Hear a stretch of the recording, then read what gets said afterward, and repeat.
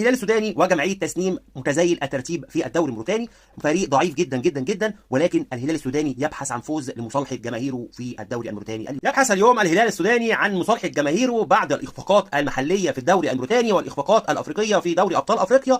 زي ما انتم عارفين الهلال السوداني بقاله اكتر من شهر وكمان اسبوع ما كسبش ولا في الدوري المحلي اللي هو الموريتاني ولا الدوري ولا دوري ابطال افريقيا.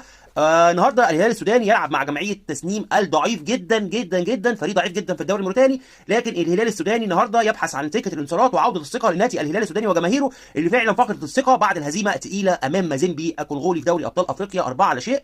زي ما انتم عارفين الهلال السوداني خسر مباريات قبلها طبعا من يانج افريكانز 1-0 وتعادل مع مولوديه الجزائر 0-0، وكان كسب قبلها الجزائر مولوديه الجزائر، وده كان اخر فوز لنادي الهلال، غير طبعا اخفاقات التعادلات والهزيمه يعني والشمال اف سي الموريتاني 1-0 وتعادلوا مع نوكشات 0-0. وهي دي نتائج الهلال، اخر نتائج حصلت للهلال.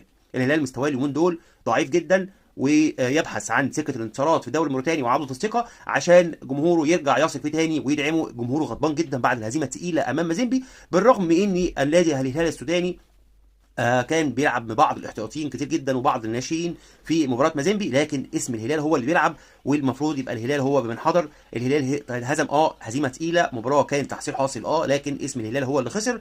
والنهارده الهلال هيلعب مع تسنيم او جمعيه تسنيم الموريتاني.